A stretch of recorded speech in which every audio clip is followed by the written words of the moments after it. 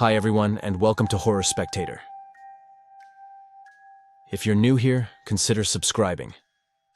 We dive deep into the darkest, most chilling real-life horror stories out there. And if you're a returning viewer, I'm so glad to have you back, friend. In this video, we're exploring two stories of people who ventured into the Appalachian Mountains searching for peace and nature, but instead found something far more sinister. From a group of friends who decided to explore the tunnels hidden beneath the mountains, to a small community living deep in the woods that's slowly being hunted. These stories got under my skin, and I hope they do the same to you. Now, dim the lights, get comfortable, and let's head back into the mountains. And remember, viewer discretion is advised.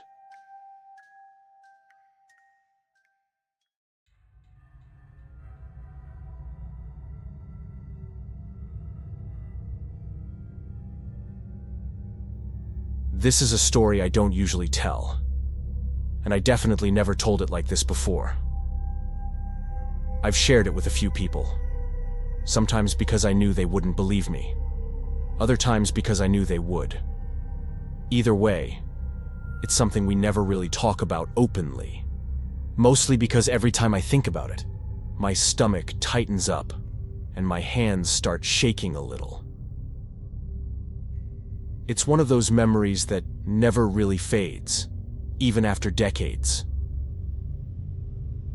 It happened in the summer of 1983, deep in the Appalachian Mountains of Western Virginia. Back then, I was 19, and my friends and I were always chasing something to do. None of us had money, and most of us still lived at home, so we made our own adventures. It was a time when that part of the country was mostly forgotten, especially the area we were from. Not that things are much different today, but with the internet, it's gotten a little better. I'm not going to say exactly where I'm from, though some people might figure it out. I just don't want this story coming back around dragging my name, or the names of the people who were with me. I mean, I want to tell it because I need to, but I don't want to be associated with it. And I don't want my old friends to be either. They've all left it behind, and I don't have the right to dig it up again, especially without their permission. I tried reaching out to them before sharing this, but they've all left the state, and I lost touch with the rest. I'm the only one still around here. So, all the names, just so it's clear, aren't real. I hope you can understand my side of it. So, there were 5 of us. Me, Michael, Greg, Tommy, and Aaron. We'd grown up together, spent our teenage years messing around in the woods, hiking, camping, fishing, all that. But that summer, I'd gotten obsessed with something else entirely. Caves. I'd found this old geology book at a thrift store that talked about the cave systems beneath the Appalachians, how they stretched for hundreds of miles through limestone and dolomite, twisting and folding with the mountain's age. It said that beneath those ridges ran a hidden world where the water had carved its way for millions of years. Massive chambers connected by narrow tunnels, so old they predated the mountains themselves. The thought of it got under my skin. The idea that there was an entire landscape right below our feet that hardly anyone had seen. I read everything I could find after that. Talked to local rangers, even bought a cheap map that marked known entrances. I was completely hooked. That's what led me to talk the guys into coming along. I told them it'd just be a few days camping near a small town not far from where we lived. A place known for its network of caves that supposedly went on for miles. It was something we'd done countless times before. They were all as thrilled about it as I was, so we packed light. Sleeping bags, flashlights, some food, and a few old climbing ropes that belonged to Greg's older brother. None of us really knew what we were doing, but we didn't care. We were young, dumb and too sure of ourselves to imagine anything could really go wrong. As you can imagine, I carry a huge weight knowing I was the one who suggested it. But I was young. And when you're young, you think bad things only happen to other people. The first two caves were pretty standard. Tight spaces, cool, damp air, slippery rock. We laughed most of the way through them, taking turns pretending to be explorers. The routes had been great for building our confidence. They had good light and decent visibility. It wasn't until the third cave that things started to feel wrong. It was late afternoon when we found it, tucked into a slope behind a wall of thick pines.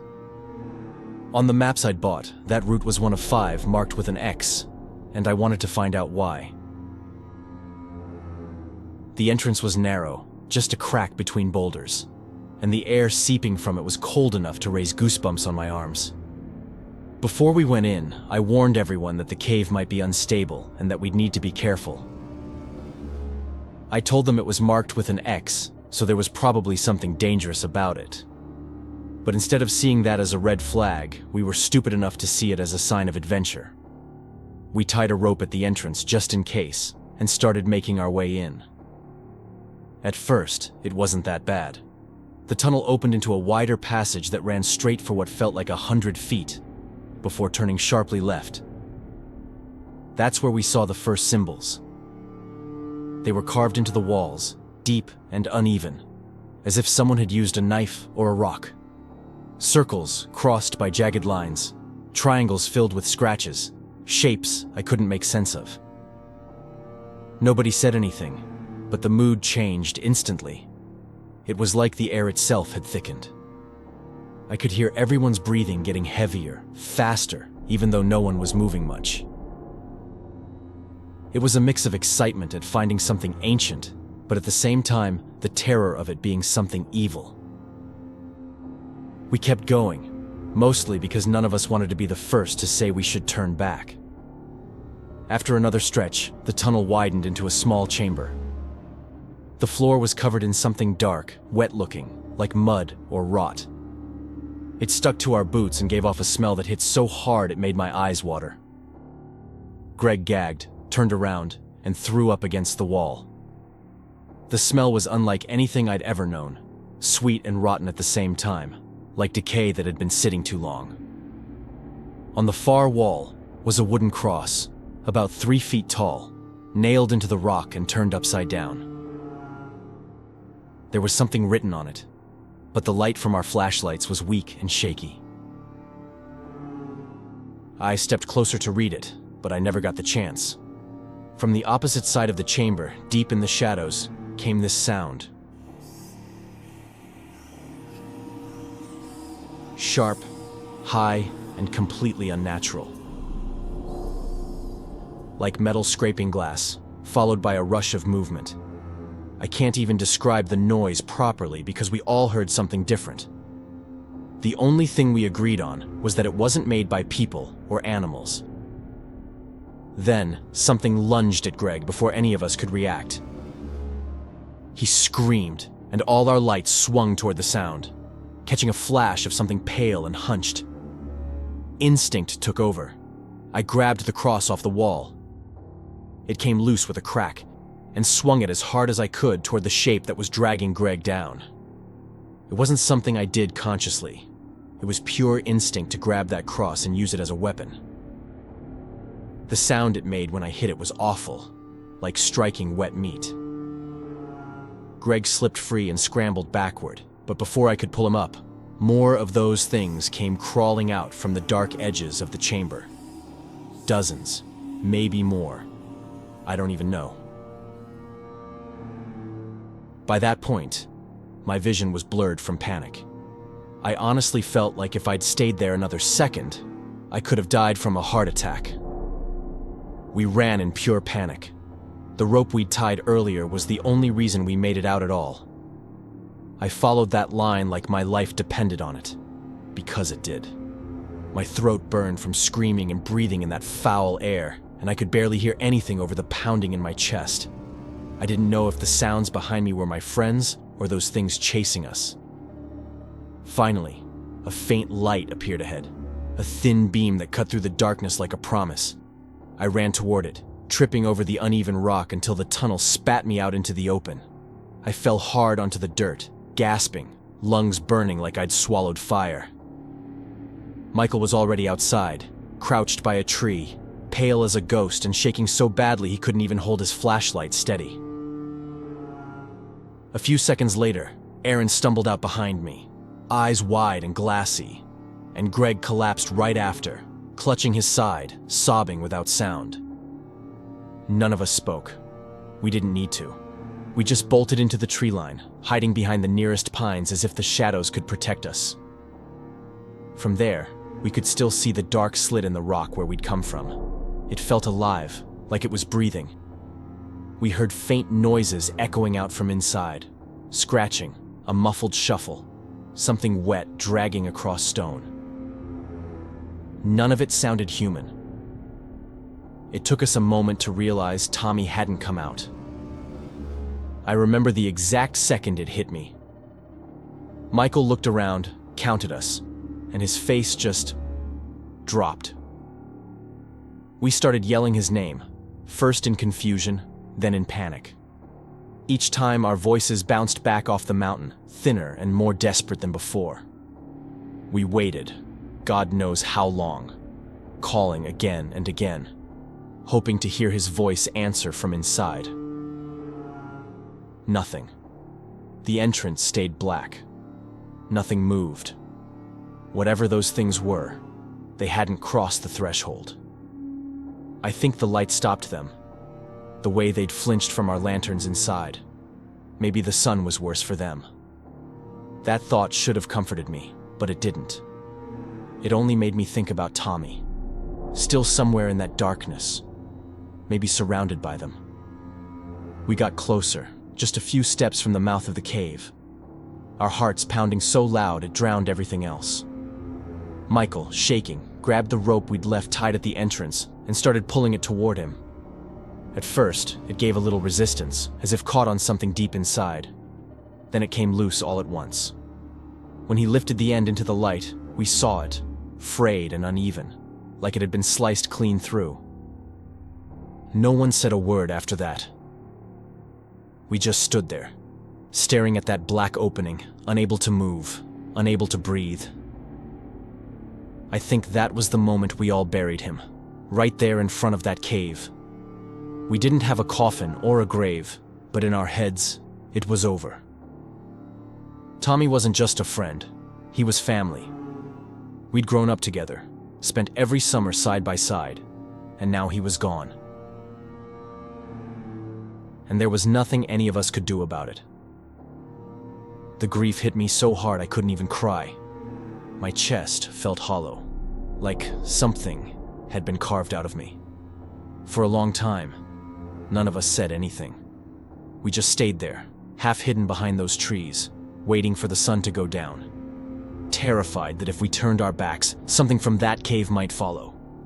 But Michael was the first to pull himself together. He said we had to leave while there was still daylight, that we had to go get help for Tommy. I think it was that sliver of hope that got us moving again, heading down the mountain as fast as we could. By the time we reached the ranger station, we looked half dead, covered in blood, mud, and scratches. They called for help, but no one believed what we said. The official story was that a bear attacked us inside the cave and we panicked, that Tommy got lost or trapped. The animal attack specialist looked at us like we were lab rats. I think both he and we knew damn well it hadn't been a bear or any other kind of animal. But he kept quiet. A rescue team went in as soon as the first light of dawn hit, and they found nothing but empty tunnels. And that's when the most inexplicable thing of all happened. They found Tommy, alive and without a single scratch, but in complete shock. They said he'd been found inside a crack in the ground, barely able to move. When we saw him, our relief was immense, but at the same time, there was this huge weight in our chests. It was like we'd all gone through something so traumatic there was no way to ever truly get over it. And back then, there weren't the kinds of support resources that exist today. Greg never spoke about it again. Michael moved away a few years later and stopped talking to us. Aaron joined the Navy, and I haven't heard from him since. I stayed in the area, though I've never gone near those mountains again. Tommy's parents got him help in Pennsylvania, and although I heard about him a couple years ago, I haven't heard anything since. I'm still the guy who survived a bear attack, but I know that thing wasn't a bear, or any other animal. I never again felt the urge to explore the mountains, and I just hope no one ever has to go through what we went through.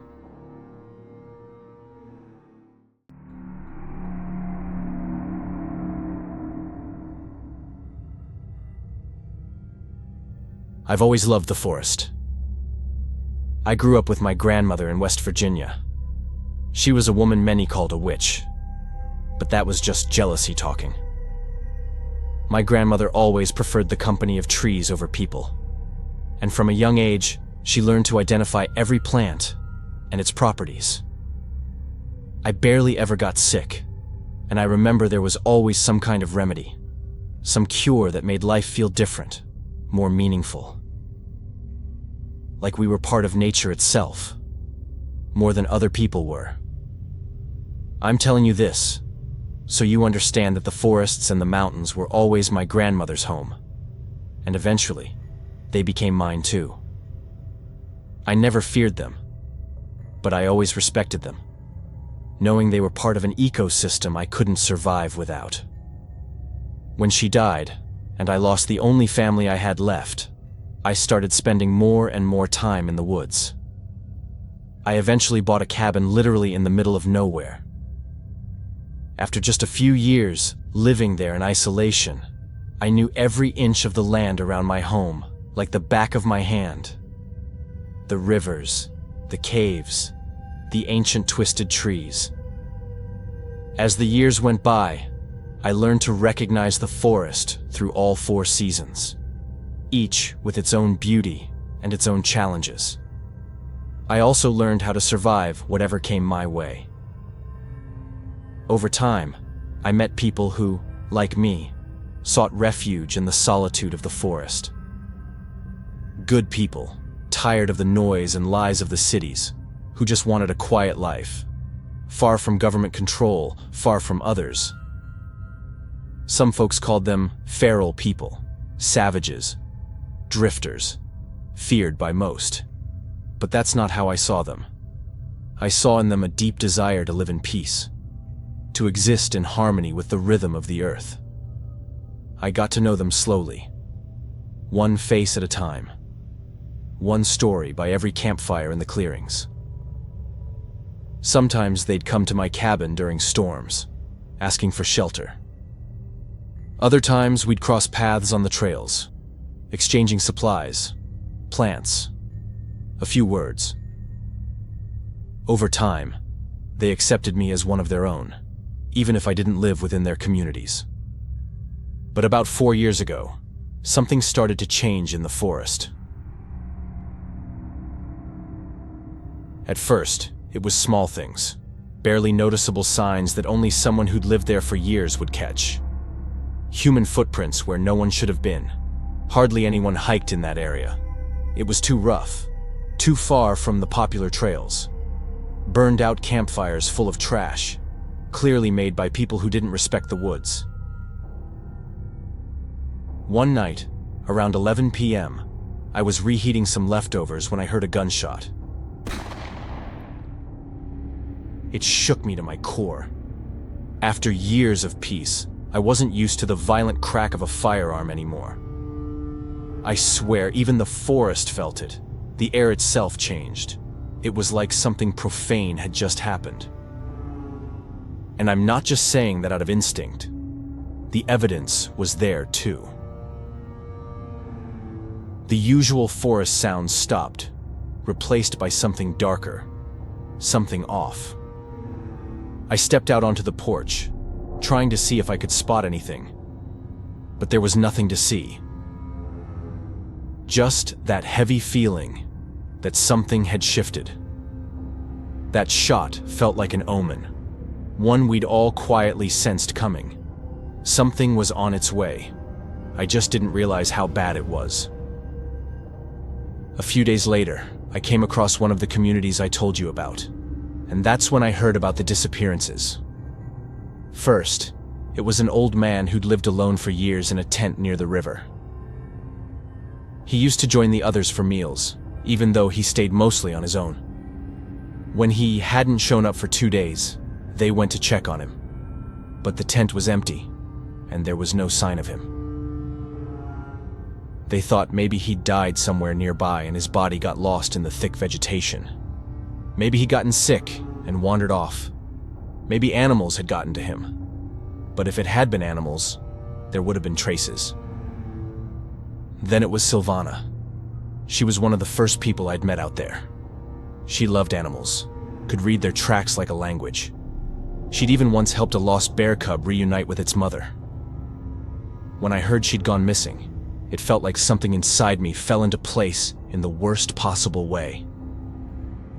We searched for her in silence, with the desperation of people looking for a family member. But we never found a thing. Some suggested maybe it had been animals, since she spent so much time around them. But none of us really believed that.